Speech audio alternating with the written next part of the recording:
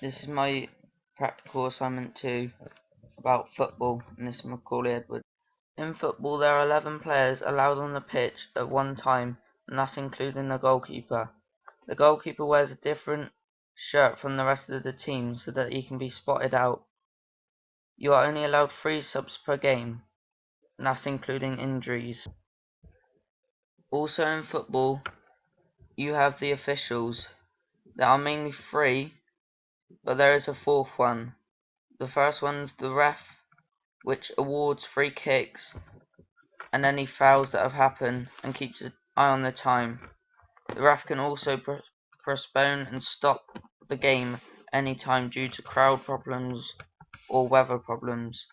Then you have the second and third official, which are the assistant ref, which helps out with decisions such as throw-ins, offsides and that, and can have better view of any incidents that happen. Then you have the 4th official, which is on the sideline, which keeps an eye on subs going on and off the pitch, and keeps an eye on the managers as well. In football, the facilities is where you play football, which could be in a football field or a stadium. It should have lines that will mark the grounds to show where it is in and out. Also, it should have goals with nets, otherwise football could not be played there. The length and width of the field will depend on who's playing the football. So if it's younger people, then the width and length will be shorter, whereas older people will be longer, both sides. For equipment, you will need 2 sets of football kit, one for each team, to show that they're different teams and people don't get confused with who's who. You need a whistle for the referee to stop and then start the game again. The essential that you'll need is shin pads to make sure that you don't get hit in the shins, damage your shins. You'll need socks to go over the shin pads to keep them protected. Then you will need boots. These boots will have to have studs or blades or mold-ons, or if playing on hard ground, just normal trainers. But the blades and that will help grip the ground and that. The main thing you'll need is a football to obviously play football and kick around. The ref will also need a yellow and red card, so if someone's done something wrong, then they can get a warning and then get sent off if they get a red. Then you'll need 4 corner flags to show where the edge of the pitches are. And if you're a goalkeeper, you need goalkeeper gloves, and these gloves will protect your fingers to stop them getting bent, and then you can also grip the ball better. The playing surface of the pitch will differ from the age gap.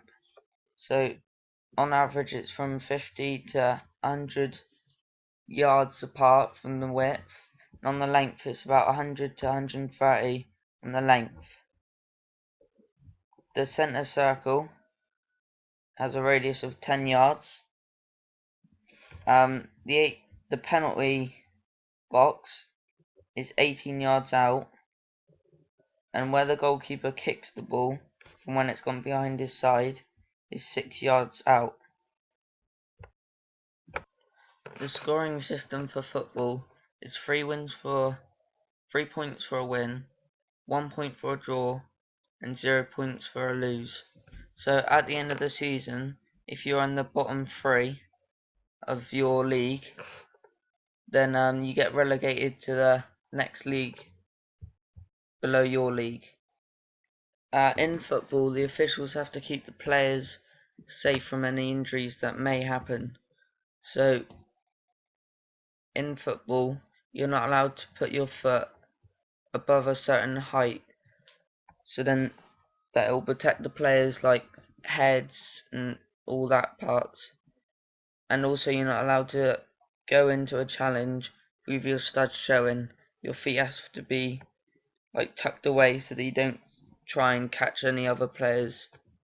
like as you're sliding in. In football, all of the officials, managers, people who help run the club and that would have to go through a process called child protection. This is to make sure they have no criminal background and that they are alright around the kids and that they are going to be safe. In football, all the players in the clubs will have insurance. This is to cover them so then if anything bad happens, then they can have a backup. So then the insurance will help pay for if they've done anything wrong. In football, an illegal position, which is also known as offside, is when the two defenders are in front of the attacker, so the attacker runs behind the defenders, and then the ball is passed. That's what's classed as offside. If one team is on the counter attack and a player gets injured, but not too bad, then the player will carry on. But if the player is injured too bad, then the game will have to be stopped and then called back to where he was injured. If he's injured really bad, then there'll be people with stretchers ready to take him off so that another player can go on the pitch and carry on and take his place. For the ball to be out of play, the whole of the ball needs to be outside of the line.